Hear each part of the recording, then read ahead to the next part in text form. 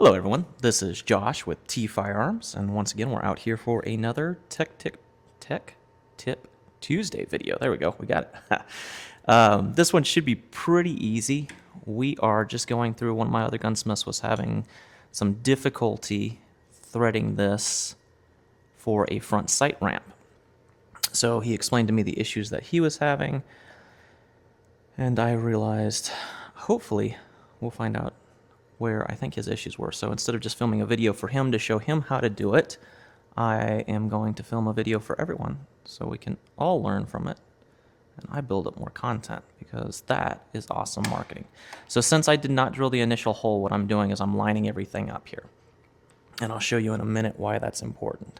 He was attempting to do this all by hand, not realizing it's 2024 and we have tools for that, and have had tools for that for a very long time.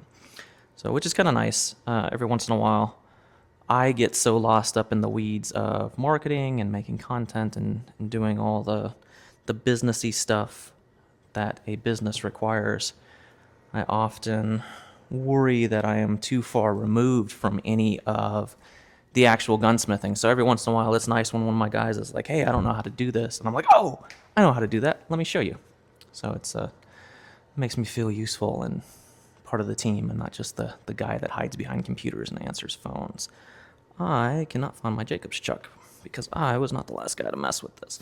But essentially what we're going to do, and the reason why we're lining this up and why it's so important to get it lined up, is because it is going to allow us to use this as a guide. And that was the other issue he was having, is he's using this, well, no, I'm not going to hesitate. It's cheap.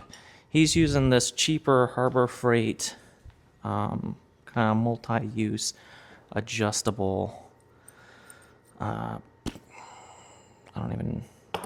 it's the chuck for holding your taps on. Oh, your tap holder, that's what it's called. These more expensive tap holders, which you can get these ones at Ace Hardware, Lowe's, or any online gunsmith tool place, or even Amazon. What's nice about these is these have a divot in the top of them. So what's cool is you can use that divot as an alignment tool. So as long as our, and I apologize, you guys are mounted to the head of the mill. It was kind of difficult getting that all set up.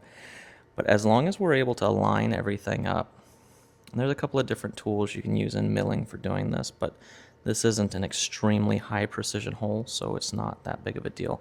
What you're looking for, and the reason why this is out far right now, is so I can see if there's any deflection on it. If it's flexing at all going into that hole, I know it's not lined up. And this is the cheap poor man's way to do it. They have edge finder tools and center finding tools and stuff like that that aren't super expensive, but it's an extra step, and we are trying to do down and dirty gunsmithing. Now, what I need to do is pull this up, but I have no idea where they put that Jacobs chuck at. So we might just pause the video real quick while I go find that Jacobs chuck, and then we'll pull this up, and then I'll show you what our next step is. So we will be back in just a second. And we're back. The tool was, as predicted, in exactly the wrong spot where it shouldn't be, underneath a grease rag. But we're going to go ahead and we are going to pull, I like to pull these up almost to where you can't see them anymore, which, as you can see, you almost cannot see it.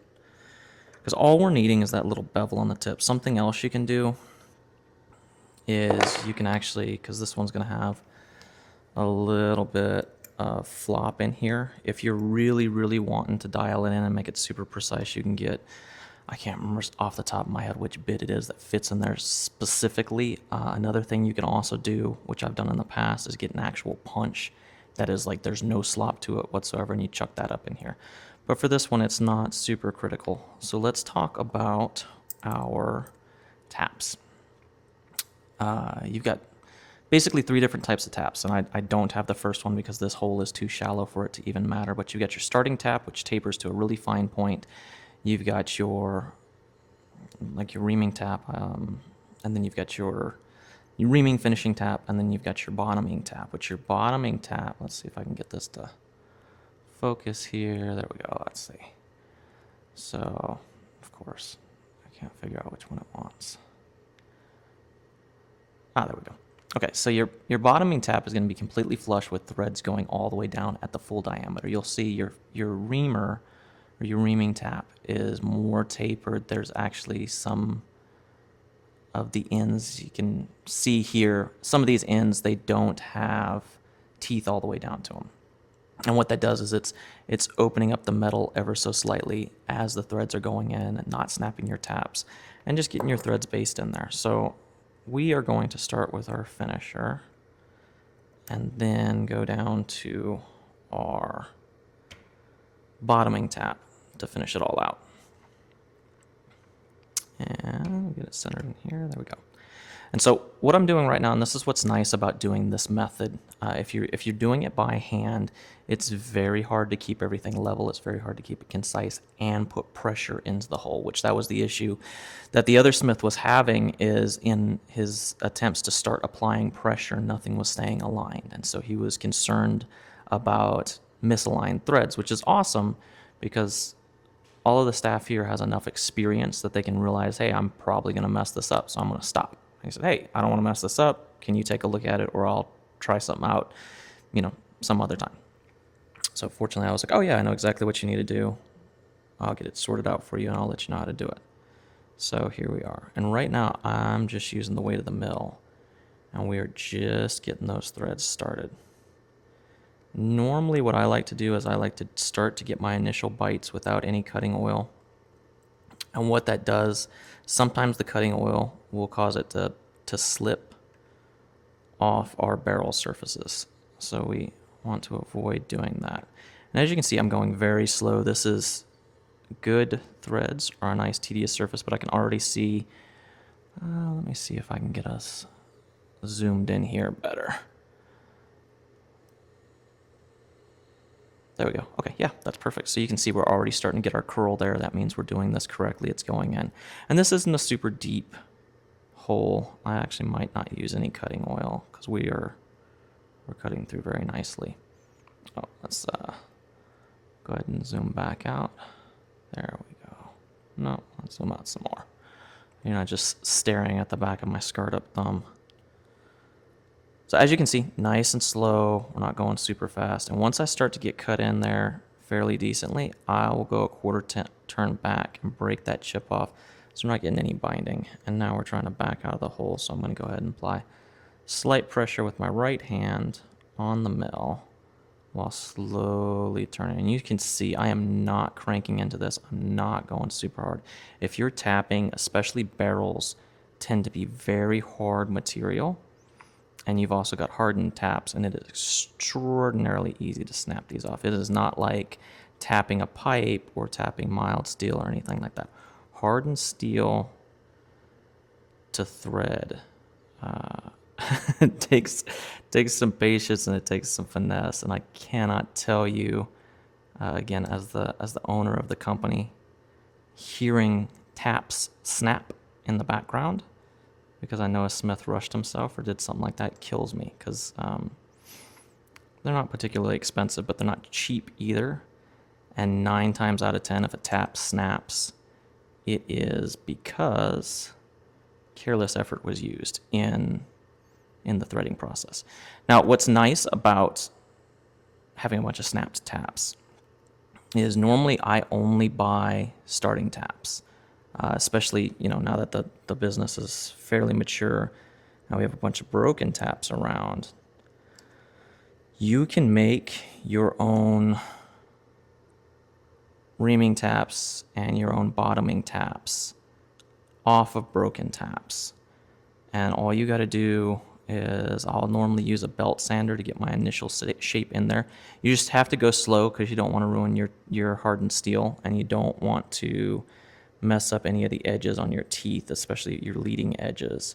So go slow. I'll do like 1 or 2 passes, let it cool down for 20 minutes, come back, do another pass. And then a lot of times I'll go over it with a file or something like that. Not a file,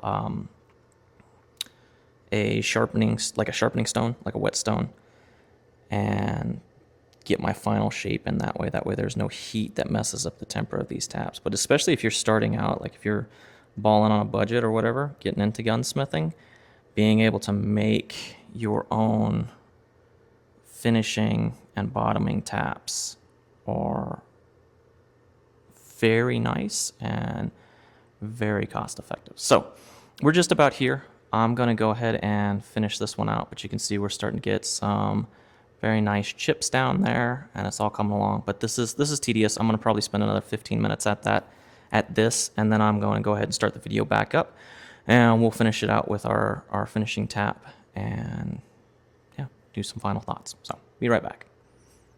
And we're back. So I've already gone through with my finishing reamer. I've gone through a little bit with my bottoming reamer, and we're just going to cut the very last remaining threads here. So at this point, I don't really even need to put pressure on the top of this anymore. It's going, because the threads are already cut, it's going to pull itself into those threads pretty much by itself. And so we're just running it through, making sure everything stays aligned, because we don't want to cross thread our threads or anything like that after we put all this work into it. So yeah, so now we're pulling in, and you can see I am having to put a decent amount of pressure on this. And good rule of thumb, especially when you're cutting hardened steel with taps, is to just go slow. I do, like, especially with these bottoming taps towards the end, there's so much pressure built on there, and it's hard to tell if you've made it all the way to the bottom or not, which is very frustrating if you actually do snap your tap off, like after you've done all this work, and then you get to your last quarter turn and you snap the whole thing off, and then you got to pull it out, and a lot of times you'll mess up your threads. It's that's how you get white hair. So we are pretty much there. There's not a whole lot we can do.